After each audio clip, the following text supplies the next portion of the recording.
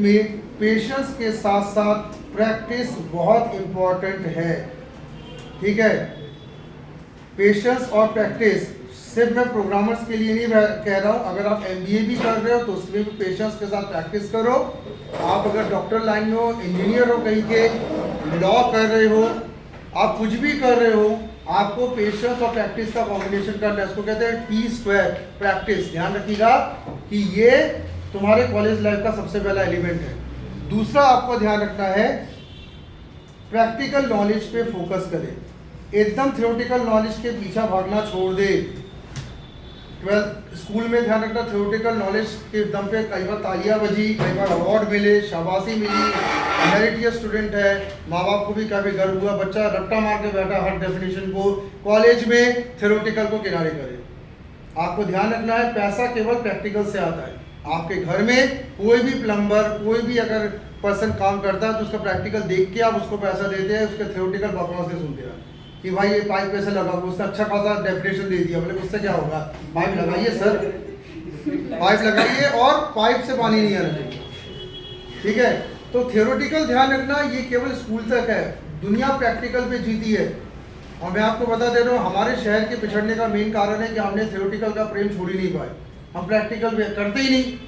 आज आपको laptop, computer से लेके सब कुछ अवेलेबल है, लेकिन प्रैक्टिकल करने की इच्छा खत्म। आप प्रैक्टिकल करो ज़्यादा, ठीक है, क्योंकि जितना प्रैक्टिकल करोगे उतना ज़्यादा आप देखेंगे पैसा आना चालू हो जाएगा मार्केट से। तीसरा आपका क्या है, थर्ड आपको ये ध्यान रखना है, ट्राई रन योर कोड। ये एक बहुत बड़ी बात होती है, अपनी कोड को रन करें, और वो भी कैसे, बिना एरर के।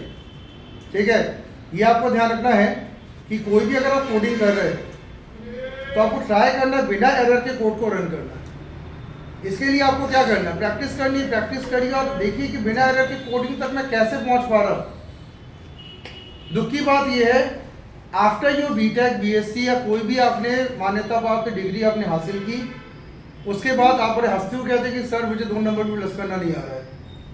तुम्हारे दिमाग में कोई सोल्यूशन ही नहीं आता। मैं कोई प्रॉब्लम बोलता है कि सर मुझे ATM मशीन की तरह एक सॉफ्टवेयर डेवलप करना है, मैं क्या करूँ। आपने BE किया हुआ है, बहुत बड़ी यूनिवर्सिटी से, कहीं से कॉलेज से आपने BE किया है, मैं क्या करूँ, तो सोल्यूशन के नाम पे आप चुप बैठे रहते हो। हाँ, तो ये ATM का कोड किया गया कई जगह, तो अब तुम कम से कम कोड ना लिखो, मुझे बताओ तो कि ATM का कोड करोगे कैसे। इतनी बड़ी आबादी वाला भारत देश, उसमें अगर मान लो कि अगर इंसान का दिमाग ही काम नहीं कर रहा, तो मेरे आने वाले भारत का क्या हिसाब होने वाला, आप समझ लो कि लोगों के पास सोल्यूशन ही नहीं है। प्रॉब्लम लेके हम खड़े हैं, सोल्यूशन वाला कोई नहीं है रास्ते में। ये तो बड़ी दिक्कत वाली बात हो रही है, क्योंकि आपको तो अच्छे कॉलेज यूनिवर्सिटीज़ में पढ़ाई कराई गई है, और यूनिवर्सिटी में भी आपको बाद जो है कहीं ना कहीं आपके प्रोग्राम्स होते रहते हैं, वेबिनार्स होते हैं, वर्कशॉप होते हैं, सेमिनार होते हैं, बाहर से लोग आते हैं, इतनी चीज़ें लोग कर रहे हैं, लेकिन आपका दिमाग ही अगर चालू नहीं हो रहा तो ये आपके लिए बहुत ही दुख की बात है। नेक्स्ट है रेगुलरिटी। एक पॉइंट आपको ध्यान रखना है, प्रोजेक्ट आपको जो कोडिंग करनी है कृपया रेगुलर करें, कोडिंग रोज करो भाई। ठीक है, अभी आपको कोई ऐसे दायित्व आए नहीं है अभी आपके सिर पे कि आप रोज कोडिंग नहीं कर सकते, रोज आप प्रैक्टिस नहीं कर सकते। आप ऐसे कई लोग होते हैं जो थोड़ा वो जिम में जाते हैं, कई लोग जिम में रोज घंटों घंटों जाके तो डंबल उठा उठा के तो प्रैक्टिस करते हैं, मशीनों पे तो ट्रायल करते हैं। अच्छी बात है, करना चाहिए, लेकिन पढ़ाई के नाम पे हफ्ते में एक बार। तो अगर जिम वाला भी हफ्ते में अगर एक बार अगर जिम करने चालू किया तो कभी उसकी बॉडी नहीं बनने वाली, रोज करना ही पड़ेगा। और आपको ये ध्यान रखना है कि ये आपको रोज करना, आपको इसके लिए कोई रोज पुश करने वाला नहीं है कि रोज पापा सुबह कह रहे बेटा कोडिंग कर ले यार, फिर मम्मी कह रही बेटा खा तो रहे हो कोडिंग कर लो। ये आपको करना है, क्योंकि आने वाले 3 साल में आपको समाज को दिखाना है कि अब मैं क्या कर पा रहा हूँ, ये समाज को आपको दिखाना है। नेक्स्ट आपको यहाँ पे ध्यान रखना है, go from basic to advance. कई लोगों की बहुत दिक्कत होती है, सीधे एडवांस में जाके घुसते हैं। सर जी हम बड़ा करने के लिए पैदा हुए हैं। हमने कहा बहुत बड़ी बात है, कौन से कोडिंग करो सर, सीधे क्लास कोडिंग में चले गए, वेरिएबल समझ नहीं रहा, क्लास में चले गए। मैंने कहा बहुत अच्छी बात है सर, कल फ्रेमवर्क निपटाएंगे। हमने कहा सर बहुत अच्छी बात है, ठीक है, तुम अगर अपर लेवल पे कोडिंग करते रहोगे और तुम्हारा बेसिक क्लियर नहीं है, जो चीज़ तुम्हें 1 घंटे में समझ में आनी थी वो चीज़ तुम्हें 1 दिन में ना समझ में आनी है। हमेशा कहा जाता है कि साइकिल से गाड़ी में जाओ, सीधे गाड़ी में जाकर बैठ गए, बेसिक्स आपने कभी साइकिल का समझा नहीं, स्पीड समझ में नहीं आई, चले गए। तो नीचे से ऊपर की तरफ बढ़ो। और मैं आपको यहाँ पे एक चीज़ बता दे रहा हूँ, कि बेसिक से एडवांस से बढ़ने के लिए आपको ये ध्यान रखना है कि सबसे पहले एक रूटीन खुद का बनाओ कि मुझे कैसे कैसे कोडिंग्स को करना है। वेरिएबल्स पे कितने दिन में कमांडिंग करनी है, उसके बाद एरेस पे कितने दिन में कमांडिंग करनी है, मुझे कंडीशनल स्टेटमेंट कितने दिन में बनना है, लूपिंग कितने दिन में बनना है, फंक्शन कितने दिन में बनना है, क्लास कितने दिन में बनना है, उसके बाद फ्रेमवर्क कितने दिन में मैं कवर करूंगा। आप एक पूरा टाइम टेबल बना के चलो भाई। मैंने बैंगलोर हैदराबाद में बच्चों को टाइम टेबल लेके देखा है। हमारे के बच्चे जितना टाइम पास करते रहते ना बर्गी बांध में जाकर, उतने वो टाइम टेबल बनाकर अपनी पढ़ाई करते रहते हैं। बल्कि उनके पास, हमारे पास तो बर्गी बांध है, भेड़ाघाट, उनके पास अच्छे अच्छे घूमने की बहुत जगह है हैदराबाद में, बैंगलोर में। एक से बढ़ के एक पार्क है, एक से बढ़ कर एक म्यूजियम्स है, लेकिन उनको एक प्रैक्टिस करते हुए देखा गया कि भाई आपका काम पहले करो। रूटीन बना के देखो, आपको चलना पड़ेगा। खास करके उन लोगों को जिनको नौकरी चाहिए और जिनको अच्छे से पता है कि मुझे ज़्यादा दिन अपने पिताजी से नहीं मिलने वाला पैसा, उनकी मैं बात कर रहा हूँ। तो रूटीन तो अभी को बनाना पड़ेगा। तो बेसिक से एडवांस की रूटीन बनाओगे। बेसिक से जैसे धीरे धीरे जिम में भी होता है ना, 1 kilo 2 kilo 3 kilo 4 kilo 5 kilo ऐसे करते हैं, देखते 50 किलो तक इंसान पहुँचता है। लेकिन रूटीन बनाओगे तो पहुँचोगे, नहीं पहुँचोगे तो 50 किलो कभी नहीं पहुँच रहे। अब पहुँचना तो देखो पड़ेगा। कोई और रास्ता है क्या? अगर आपके पास कोई कमाई के जरिए ही नहीं है तो क्या दुनिया में कोई और रास्ता है? तो मुझे बता दो। दुनिया में कोई रास्ता है ही नहीं भैया। जीने के लिए तो यार पैसा चाहिए ही। ठीक है, तो आपको ध्यान रखना है कि बेसिक से एडवांस बढ़ना है। नेक्स्ट आपको यहाँ पे ध्यान रखना है, 6th जो मैं कह रहा हूँ, 6th मेन एलिमेंट आपको यहाँ पे ध्यान रखना है कि आपको प्रॉब्लम सॉल्विंग बनना पड़ेगा। माइंड को इस तरीके से तैयार करें कि कुछ भी प्रॉब्लम, खुद प्रॉब्लम उसको दीजिए। जिसको कहते हैं असाइनमेंट्स लेना, जिसको हम कहते हैं स्मॉल प्रोजेक्ट से लेना, आप खुद को भी प्रॉब्लम दे सकते हो। जैसे मैंने कहा ना कि कोई बैठ के एटीएम का सॉफ्टवेयर बना रहा है बैठ कर। किसी ने प्लान किया कि सर आज में ये क्या कहते हैं जो कार्ड स्वैप करके निकालते तो वो पासवर्ड कैसे चेक हो जाता है, उसका सॉफ्टवेयर मैंने बना दिया। फेस रिकॉग्निशन के सॉफ्टवेयर बना दिए, कैप्चा का सॉफ्टवेयर आपने बना दिया। ठीक है, साउंड के बेस पर लॉगिन हो जाए, आई वॉइस के बेस पे लॉगिन हो जाए, ऐसे सॉफ्टवेयर बना लिए। तो हमारे जबलपुर में मैं बहुत ही कम लोगों को देखता हूँ कि खुद को असाइनमेंट देते, नहीं देते। या तो टीचर असाइनमेंट देता भाग जाते, बोले अगर टीचर असाइनमेंट देना करना नहीं है।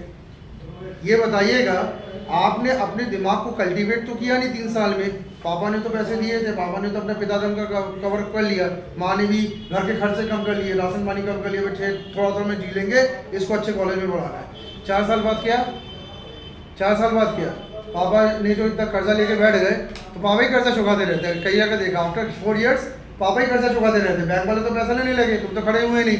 और माता ने कहा जबरदस्ती 4 साल में मैंने इतने खर्चे कम किए, हुआ तो कुछ नहीं। वो बैठा है, अब उसको मैगी भी खिलाओ, उसको मूवी के टिकट भी देने पड़ रहे, सब देना पड़ रहा है, उसके खर्चे, उसको ड्रेस भी खरीदना है, शादियाँ लगी तो ये भी करना है। तो आपको ये ध्यान रखना है कि प्रॉब्लम सॉल्विंग इसको नहीं बनाओगे तो किसके लिए तुम्हारा सारा जीवन है ये बताओ।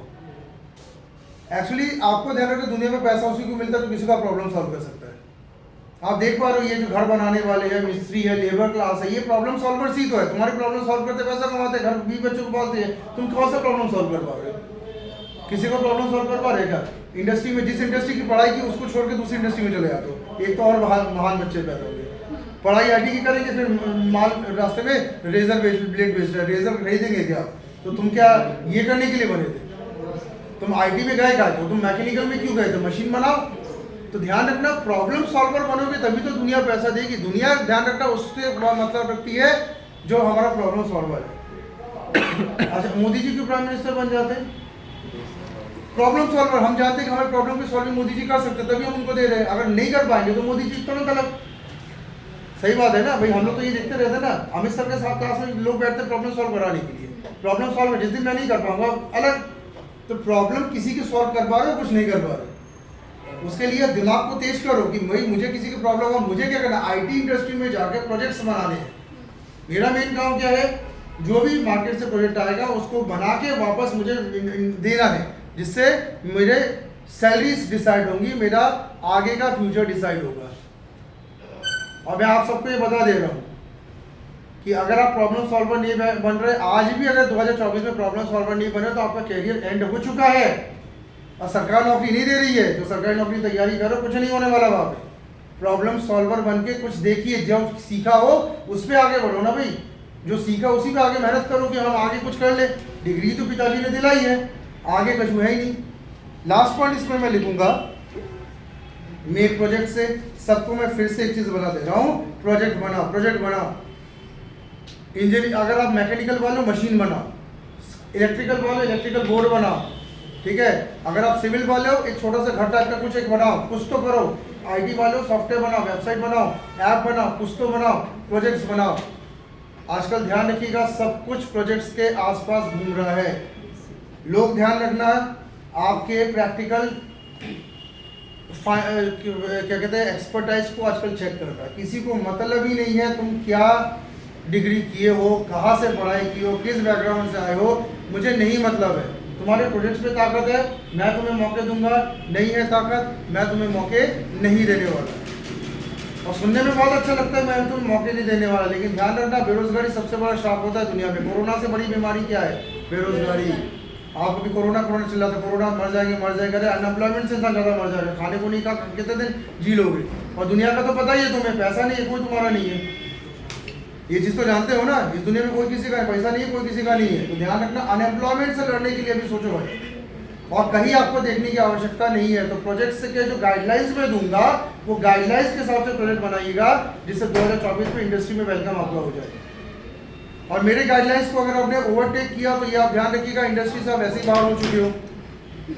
उसके बाद फिर सोच लो आने वाले 5 साल के बाद क्या होगा। थिंक आने वाले 5 साल में, आने वाले 5 साल में आप आउटडेट होकर बाहर हो जाएंगे सब। तो ये मेरा सेकेंड लेक्चर था आफ्टर।